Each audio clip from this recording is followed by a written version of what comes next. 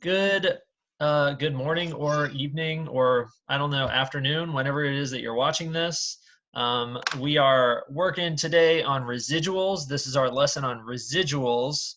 You've done scatter plots already, and now we're getting into residuals. We are also well on our way into math madness. So guys, you've been doing a great job getting that classwork done, getting your Math Excel homeworks done. Just keep it up. I cannot wait to see who wins here. It could be anybody. That's the thing I love about Math Madness. But anyways, before we get straight into our guided notes, let me introduce the special guest for the day. Let's start with our repeat guest here. We got Juan Garcia. What's up, Juan? Hey, what's up? We also have JJ. Hey, what's up, guys? I'm chilling. And also with us, we have Daniel. Daniel, what's up? Hey guys, I'm good. I'm good. Doing good. All right, so we have an all-dude group today. If you would like to be a special guest on the show, send me a note. Right, I'd love to have a variety of people. I don't want to just see Juan's face up there all the time. So Wow. yeah. And Mr. Leacock's right there. Mr. Yeah, Leacock right and me, right? So let's get some variety in here, okay? All right, so I'm gonna go ahead and share my screen with y'all. You've got your guided notes up for residuals. We're just gonna walk through this real quick. So I'm gonna go to my tools here. Maybe I'm gonna go to my tools. I'm gonna go to comments where I can make adjustments. It's taking a little long, but that's okay. All right, so when we're dealing with residuals, some lines will fit better than others. Okay, so residuals we use when we're talking about scatter plots. Okay, now we did the scatter plot lesson. You got your data; it's kind of all over the place. And what we try to do is we try to make a trend line, right, or a line of best fit. And if the line seems to fit the data, right? Excuse me. Sorry. I need to pause this for a second. Mr. Leacock has corona. No, please don't. Come on now. All right. So one way we can tell how well a line is fitting the data is we use a thing called residuals. Okay. A residual, we would say, is the distance between the actual data point and what we predict the data point will be. Okay. So it's the difference between the actual point and the predicted point. Okay. Now the actual point here, we can tell on the residual, like let's say we've got a scatter plot here. That would be my actual point. Okay. That's the actual data point. It's the dot. And then our trend line, or the line of regression that we would draw, that kind of like fits all of our scatter plot, that's our predicted values. It's what we think would happen if there was a new point that was added. Okay, so we find residual by saying the actual data point minus what we thought it might be. That's our residual. Okay, so that being the case, the points on the line, just like I said a bunch of times, represent which values? The actual ones or the predicted ones? Predicted. Correct. Okay, which makes the, let me see if I can, yeah, there we go. Which makes the points, like the actual points on the scatter plot, makes those the residual? No, actual. The actual, okay? So the residual is always measured the same way, okay? It's always going to be actual minus predicted, no matter what. It doesn't matter if it's a positive or a negative. You're always going to take the actual. You're going to always do actual minus predicted. Act minus pred. All right. So if I'm looking at points E and G, 1. Tell me, are those Yeah. values going to be positive or negative, and how do you know? They're going to be positive because they're over the predicted line. They're over the Nice. X. Yeah. I like the way you said that, right? Thank you. So since both of those dots are like over the line, right, we know that they're bigger than. So if I subtract the line, it's going to be less than. Okay. All right. And then that makes F and H, Daniel, Negative. negative because, They're under the line. right. So they're going to be like lower than negative. Any questions so far? Nope. Pretty straightforward stuff. Pretty. Yeah. All right, so after calculating the residuals using the, The predicted line. yeah, we call it the, A squirrel or something like that. it is the predicted line. Yeah. We call it the line of Restoral. No. Regression. regression. Yeah, that. The line of regression, Oh. yeah. I know, it's one of those math terms you just gotta know, okay? So we use the line of regression, which is our prediction. We create what we call a residual plot, okay? Somebody's emailing me. Okay, awesome. All right. And what we get is something that looks like these, okay? Uh-huh. And this, what we would call this is like a distribution of residuals.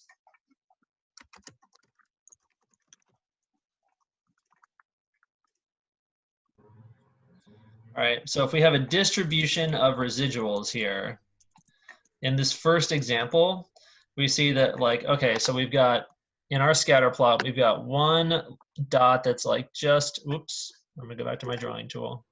One dot that's like just above our line of regression. The next one is just below it. Another one's below it. The next one is above it. You got one that's right on it there. So I'm sort of imagining what this might look like, okay? Like if this were an actual, if this represents the actual scatter plot, okay? Here's my line of regression. I'm just making this up here. The first dot here is gonna be above the line. The next one's gonna be a little bit below it. The next one's closer to it, but also below. Next one's above, and so on and so forth. So based on this distribution of residuals, does this look like it would be a good line of regression here? Does it seem to like match where the plots are? Kind of. Yeah. Not really. Yeah. I guess. Yeah, it generally does, okay? Now, to give you like a non-example, I'll use my same sort of scatter plot here, and I'll see if I can come up with a different color. All right, so like if I did a line, let's say I have all my dots, but then my line I drew was like up here, right? Then you have your dots all the way down there at the bottom. Exactly, good job. Yeah, so like if this were true, then all of my dots would be like way down here. And that tells me like, I didn't really draw the line in the right place. Like really what I want is I want some of the dots to be above the line and I want some of the dots to be below the line, okay? And if it's sort of like random, that tells me like, oh yeah, I got some above, some below, like this is pretty much right in the middle here. So if I don't have a good line of regression, I'm gonna see some sort of pattern, okay? Just like JJ said, the pattern on this one would be like all the dots are way down there, and that's not what I want. Okay, I don't want stuff that's all the same. I want it to be random. Okay, so in this case, the distribution of my residuals is random. Okay, because it's a little bit below and a little bit above. So this means that the data represents a strong fit. Okay. Strong fit. Yeah, I would say that like I drew a pretty good line because I've got a strong fit. I've got randomly placed residuals. And we also say that it's tight. What do you think I mean when I say tight here? Like they're all closely. They're all close to OG line. Original line, yeah. OG. The OG line. All right, I'll take it. So on the second one, what I notice is I still have random dots here, right? I see one that's up, we got two that are down, another one that's up. They're kind of like Yeah. up, down, up, down, up, down. They don't really seem to follow a pattern here, but I also notice that they're a little bit further apart. Different. Yep. So it is random. So it does represent a fit, okay? You would say that, oh man, I keep like switching between tools here. This means that the line used to model the data fits. However, But it's weak. yeah, we could say like weak, or sometimes we say like it's a loose fit. Same idea. Oh, Loose. All right. Does that make sense? Yeah. Because if Yes. they're kind of Yes. far apart. Loose All or right. weak fit.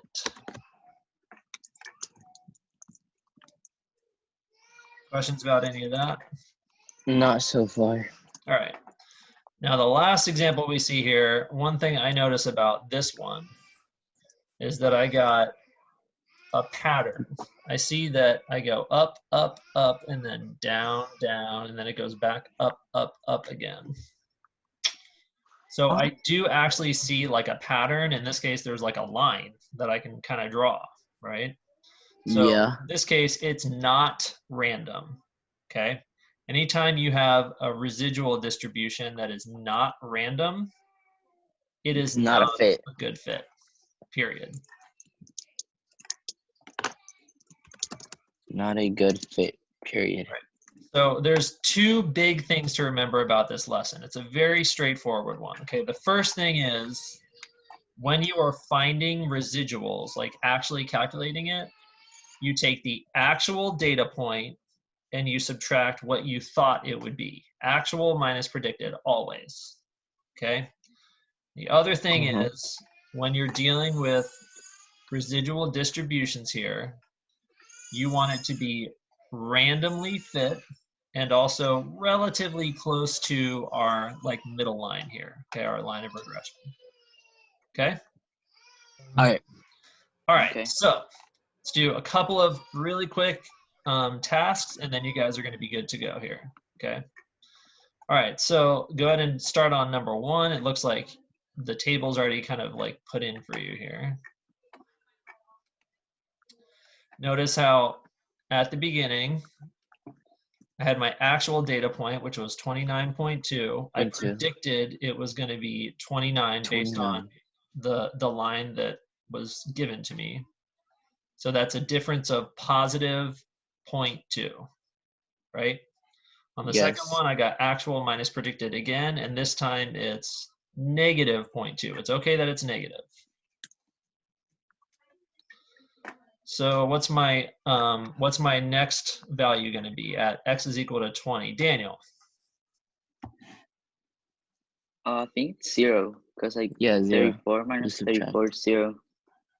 Yep. I just do actual minus predicted, 34 minus 34, boom. So that's like right there on the line. Perfect.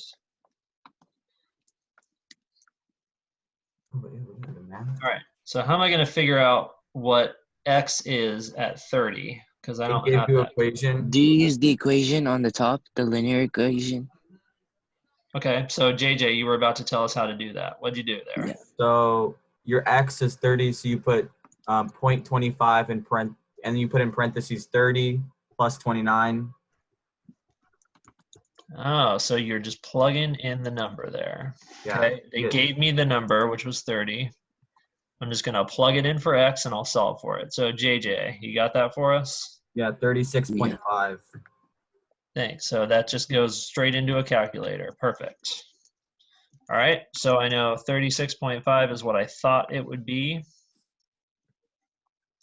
The actual value was 36.5. So what was my residual? 0. Your Yeah. residual is 0. 0. Man, this Again. is looking like I got a pretty good line here, right? It's like right there on Yes. the line. All right. Yeah. Go ahead, Juan, and do the next one. How am I going to do the next one here? All right. 0.25 times 40. Is it 39? So you did that? Yes. Okay. And you got 39? 39. Yeah. All right. I don't hear anybody objecting, so I'm going to assume that that's right. Okay, so 1, what's my residual going to be on this one? 1.2, negative 1.2. Why is it negative 0.2? Because you're subtracting your actual y by your predicted y, and when you subtract a lower minus a greater, then you'll get a negative number. Okay, cool. That Yeah. makes sense. All right, so Now plot them. yeah. Okay, so at 0, It was I had a residual that was 0.2, so I'm going to put that on the actual 0 like x-axis thing here. I'm going Okay. to go up to where 0.2 is, which is right about there. I'm going to do this in red, actually. It's a little bit easier to see. Just put a little dot. And at 10, I had a residual of -2, so I'm going to go over to 10. I'm going to go down to negative 0.2, which is right about there. All right. 20, I had 0. I had 0 again. And then at 40, I had negative 1.2, which is like way down here. I'm not too worried about this because I got like sort of random stuff here, a little bit above, a little bit below. There is this one guy out here. What do we typically call this? We got Outlier. Yeah, you got it. Outlier. So I'm not too worried about just the one outlier, as long as there's not too many. Wait. If it was 39, why is it negative 1.2? Why is it? Wouldn't it be 1.2? Wouldn't it be negative 0.8? Yeah, that's so smart. Yeah. All right, You thanks, noticed dude. that, or was I just kind of being dumb? I was like, Yeah, my we graph can't- don't look like Mr. Leacock's now. That's why we're here to help each other. No sweat. Okay, so Juan, you okay with that? Negative 0.8? Yeah, I'm okay. All right, so negative 0.8. We're going to say that that's good. All right. Thanks, JJ. So got a graph that's still, we got this one that's way out here, but that's okay. Just like one little outlier, no sweat. Okay. In general, if you say evaluate the quality of the fit, that means It's a random tight. It's The a strong. random and mostly tight. So we would Tight. say it's Just fits. fits. Fits. Is it a weak or a strong fit? Strong. It's a strong. Strong. Strong fit. Can it be a neutral fit? That's not a thing. Neutral would be like no fit. It's either Okay. strong fit, weak fit, or no fit. Okay. So again, it's strong because we got random, and it's Close to pretty the line. tight, mostly like right close to the line. Okay. Yes, sir. All right. One more thing, real quick. I want you to tell me on these. Is it a strong fit, a weak fit, or no fit? Okay. So based on this scatter plot for task 2, Okay. that's the residual plot. Okay. So do we have Okay. random? Yes. Yes. We have random. We have no pattern. I think. Okay. Yeah. Yeah. I There's mean, a like, few yeah, more yeah, that that's are random. above, Yeah. but like let's not get too picky about it. Okay. yeah. Yeah. And then so it is random, and it what do you Pretty think about tight. how tightly it's fit? It's pretty tight. I mean, Yeah, pretty compared to how tight. big they created It's the good. I graph, think it's strong. it's like a Yeah, strong. it's a strong. All right, cool. On this one, Oh, weak. Weak fit. Weak fit, but it has Yeah, like a weak shape. fit. So Why did they use that type of Oh, graph? wait. so we said weak fit. You said that really quickly, JJ. Why? No, well, I don't know why they did that. It's, what is that type of plot? It's the parabola. It's still a guess- scatter plot, and what they did was they thought that a parabola would be the best line of regression in this case. Because it makes it more closer to the line. Because I guess they may have translated it from parabola to the scatter plot instead of scatter plot to the parabola. Like, maybe. probably yeah. Yes. So we'll get into that in just a second. But JJ, you said this was a weak fit. Why did you say it was a weak fit? Because there's only like a few plots that are like together, and And most there's of them are no near there's the no top. points under the line. Okay, so it is random, but like JJ But said, it's no they're fit. not super close to the line. Okay, Yeah. so it is a fit, but it's a weak fit. Okay. Okay. All right, so JJ, what you're talking about is like this third example. Okay, notice that the scatter plot here is the same here. But if you tried to draw a line of regression that was a straight line, look what happens to your distribution here. What do you notice here? It's not random. Right, it's not. there's a clear pattern here. Pattern. Okay, so since I got this clear pattern, this is not random. All right, one more. Well, that's not Thing random. here, right? That's Yeah. not random. It's a pattern. That's not random. Yeah. It's a Because no if you look fit. at the residual one, it's just like a straight loop. Yeah. Right, like they tried to make it a line, but in fact, what the residual line should have been was An exponential function. more Ex- exponential, right? So Oh, notice yeah. that here we have a pattern again. And since there's a pattern, there's no fit. No fit. You guys nailed it, okay? 2 things to remember one more time. I'll give them to you while my 3 guys are thinking about what their shout outs are going to be. Oh, that's it? So the 2 things you got to Yeah. remember about residuals are you always do the actual minus the predicted, okay? The actual is where the dot actually is on the scatter plot. The predicted is wherever your line of regression is. The other thing to remember is when you are given a residual distribution, you want all the distributions to be close to the middle line, and you want them to be random, okay? That's all I got for this lesson. So JJ, start us off. Got any shout outs for us? I'm gonna shout out my bus group chat. That's Emily, Kayla, Chelsea, and Ella, and this kid named Evan. He's an 8th grader. Seems like Evan a Beck, lit huh? bus. Yes. I had him last Seems year. like He's a awesome. very lit bus. All right, Daniel, got any shout outs for us? I think I'm gonna shout out to Hamid, Alex. All right, and not playing with Juan. Hey, that's me. I wanna shout out the white boys, Charlie, Oliver, right there. Felipe, right there. And Gabriel, the awkward one. Yeah, and then also Kristen. Yeah, that's it. All right, guys. So well, cute. thank you so much for helping us out. We will see you next time when we talk about correlation coefficients, which sounds crazy, but it's not that crazy. Until next time.